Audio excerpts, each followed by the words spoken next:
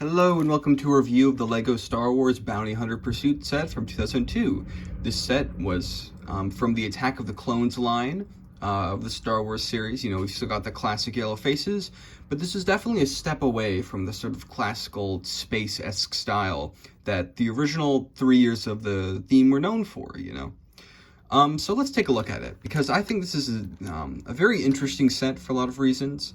It's kind of a bit of a best of both worlds scenario, where we have some of the wonderful detailing and quirks of LEGO in the early 2000s, but it also is pretty detailed, and, you know, it kind of scratches that itch of like a modern audience. You know, they look at this and they're like, oh, that's detailed, that's not blocky, I love it. But let's take a closer look at it, because this is one of the more expensive sets I own. I got it recently as a birthday gift to myself because, you know, despite not being the biggest prequels fan, I do love the Attack of the Clones sets, and I always have ever since I was a little kid. Like, the Republic Gunship was the #1 set I wanted basically throughout my entire childhood. And, you know, every day I'd go on eBay and see, like, oh man, is the Republic Gunship going for $8? Because that's all I could afford. Yeah, it was it was never a successful endeavor, but it's okay, because I got the 2013 one. But, you know, I still have in the back of my head, like, oh, I still love that original 2002 design. I'd love to get that one day. But, you know, this set is also a fantastic one, and it's also super unique, not just for LEGO standards, but for LEGO Star Wars standards. Actually, I should have said that in reverse. And that is because this set is very colorful. You know, LEGO Star Wars, especially in the later years, is known for gray and dark gray and not much else. You know, almost every single Clone Wars set is light gray or dark dark blue or dark red. Just these very muted, boring, not muted in like a cool way, just kind of sterile, boring colors. While these are so vibrant, they pop, man. Like, not just the obvious use of, like, you know, yellow here, but they're colors that are super, you know, kind of either were cutting edge, like dark orange was pretty new at the time, but we're in, you know, cutting edge colors like that, and lime, which was, you know, it was around, but it was really making a big stink around this time. It was becoming a much bigger thing. And also colors that were, you know, short-lived. Like, this is light orange. It looks a lot like orange, but it is a different shade. You can kind of see the difference there. It kind of just looks like the piece is faded, but I swear it is a different color. And I am missing the light orange piece here, unfortunately, but that's okay. And this set is also fascinating because it has a bit of a curse, and that curse is that it is built with a lot of pieces that were developed for Jack Stone. Like, this canopy piece was one that was made for Jack Stone, and it comes with all the problems that come with that, including the printing not being nearly as opaque as it should be. And that does kind of detract from the build, but I don't know, it still works, The opaqueness is also seen on these plagued pieces, you know, the big ones. I think they work very well in this set, to be honest, but yeah, the printing could be a little bit darker, or, I mean, lighter, because, you know, you see these pieces and they're clearly supposed to be the same color, but it just isn't.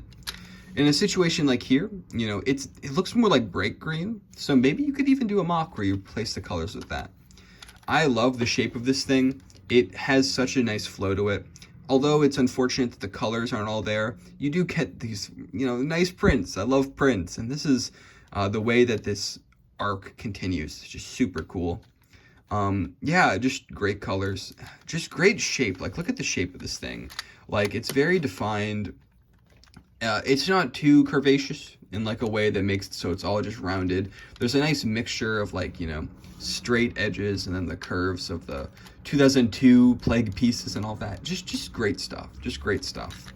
I will say that the Jack Stone pieces do take their toll, because this canopy is very bad. It does not stay in place that well. They actually have two little bumpers here, or I guess blasters. It doesn't click into place, really. It's just kind of stuck there through gravity. And that kind of makes the whole thing feel loose. Also making it loose is the play feature, which I think is a great inclusion, so it's warranted. And the wings can actually fall off. The way you do it is there are these two movable curved pieces that are tied to the wings with rubber bands.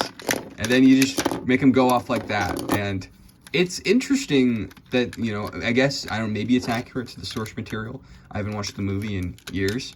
But it's just a fun feature to include. And it's, it does very much sacrifice the strength of the set in terms of, viability, in terms of play, jostle around too much, and you're bound to just do it by mistake. But I think the impact it has is, very noticeable. And just the loudness, like, yeah, look at that, like, boom.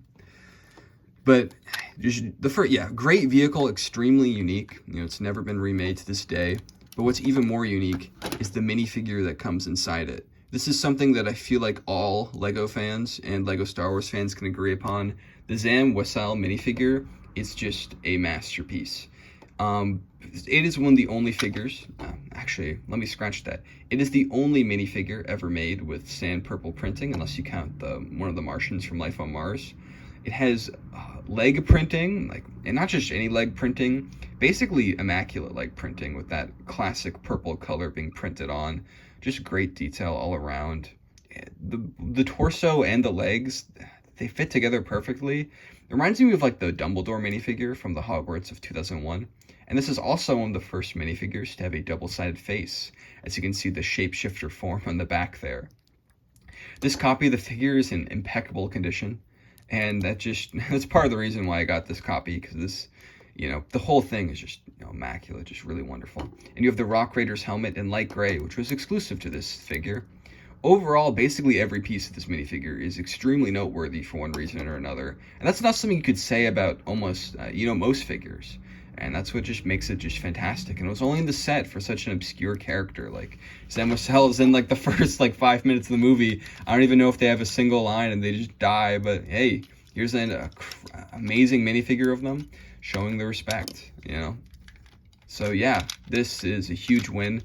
But it is kind of let down. This part of the set is kind of let down. I keep saying that. By the pieces of the era. But I still think it's good. And my favorite detail is this one, the way it's just one tile thick and it's all square, and the way those little wings, those are wonderful. And the next part of the set is one that is also fantastic, but for different reasons. We have the Jedi Speeder. Now, the first thing that I see when I look at this is the amazing use of the Belleville chrome cups. These are wonderful pieces. The way they work as headlights is great. They added a lot of class to the set. I will say those clips are supposed to be yellow. I don't know if anyone cares, but it's the truth. And also, like the other set, there is a Jack Stone piece being used. But I'd say that it actually enhances the set quite a bit. And that is this turbine piece. This fits in perfectly, and it matches the contour of the plague piece, or the big curved piece. I'm sorry, I don't know what they're called. Big wedge, big rounded wedge thing. Plague parts. It's easier to say. It matches it perfectly. Look at look at this flow. Oh my god, it has that satisfying feel of of the bricky sets, of the angular tiles and that kind of geometric design that LEGO's known for. But it's present here, and it's wonderful. And oh my god, this back part is just perfect. You've got the translucent neon orange, little headlights looking great. And you've got this little barn door, finger jointed piece, which reveals the lightsabers for Jedi. And of course, because this is a classic set, they're chrome. They won't come out, or they came out, but now I don't know where they are. Where'd it go? Oh my gosh. Well, I'll find it later. I'll get the other one out. Let's hope this works. Oh my god. I guess putting barely enough room in there maybe wasn't the best idea, but yeah. Oh my god, the chrome lightsabers, these cannot be beat. Look at this thing. Oh my god, this is just immaculate. Come on. You're really gonna say this is not the best lightsaber ever made? Better than the real one. I'd take 100 of these versus a real lightsaber that could chop through things. Because I'm not into violence, I'm into shiny Legos, so it just makes sense for my character.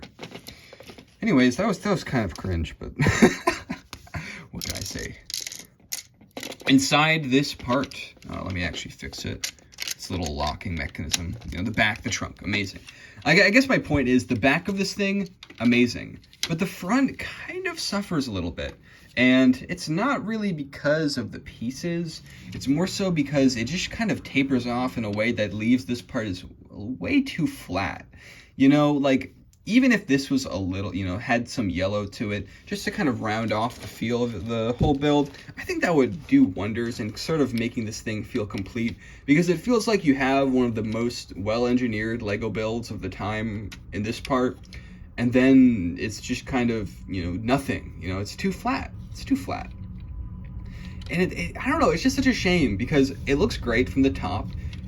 It looks great from the back, especially. It looks amazing from the back. Like, this angle is one of the most appealing in my opinion. You really get all the strengths and none of the weaknesses. But then if you look at it like from straight ahead, it looks, and if you look at it from the side, like, oh my god, the side profile of this thing is terrible.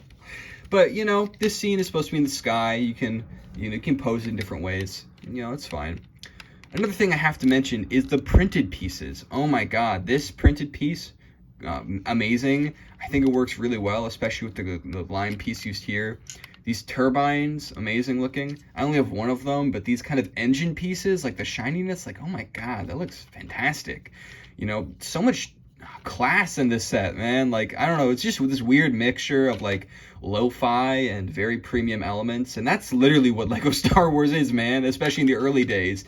Like, you have these amazing printed pieces and these very classy designs, but then there's just like a bunch of random junk that's like silly and kind of strange, maybe not well thought out, just random crap. And then this adds in the weird junk of like 2002 with the Jack Stone pieces. It really is like a mixture of everything that was going on at the time. Very much of an evolutionary step, which is why I find the 2002 sets to still be appealing, despite mainly being interested in the 1999 to 2001 Star Wars sets. Now, I'd be remiss if I don't mention the 2 Jedi that come with the set. It is really nice getting the 2 main protagonists of the movie in the set, which was, I believe, only like $30, maybe 25 at the time. They are pretty noteworthy for a lot of reasons. Anakin is one of the only figures, I believe, medium nougat or some nougat color. His hair is a very rare color. I think only used in Fabuland. The rest of him is made of brown, which is, you know, another retired color, and it looks pretty good. You get the Padawan braid. It is interesting. Oh my god, this hair has never come off. Oh my god. Oh my god, that has never come off, I think. That's crazy. Look at that chrome dome. Look how clean it is. It's interesting looking at this face print and comparing it to the one that they made for Anakin in 1999, because there's a lot more similarities, you know. It's very similar besides the freckles. You could probably argue that the progression of Anakin's look from the Lego figures is more seamless than that of the movies. But I won't be the one to make that claim, but, you know, it's out there. And then you have Obi-Wan. Definitely a bit of a different take on the design. He looks so jolly. I love this face print. It's wonderful. The robes are kind of boring, but, you know, there's not really much reason for them to change it. They don't have capes, but that makes sense considering they're supposed to be in the speeder, and both characters fit in rather nicely into it. Yeah, just great stuff. Like, oh my god, this is a very fun, phenomenal set. Just great. I love it. I guess that's my opinion. I'd say it's a 5 out of 5 set. A very standout one, not only for Lego Star Wars, but Lego in general. Just super interesting construction, a lot of trends coming and going, clashing styles, some that work together, others that don't. The mixture of lo-fi and, you know, premium elements just makes this a fascinating set. And one that we'll probably never see anything like again. You know, even if they remake these vehicles, it will not be like this, you know. Like, it'll have stud shooters, and that'll be the most interesting thing about it, play-wise. Well, this one, they've got, you know, this crazy wing removal feature, and, you know, all the chrome elements and the printed elements, and even if they don't always work, it's admirable to see them try. And there's some spaces where the set works brilliantly, and I think that, you know, that's what I appreciate. I guess that's all there is to say. Thanks for watching. Have a good one.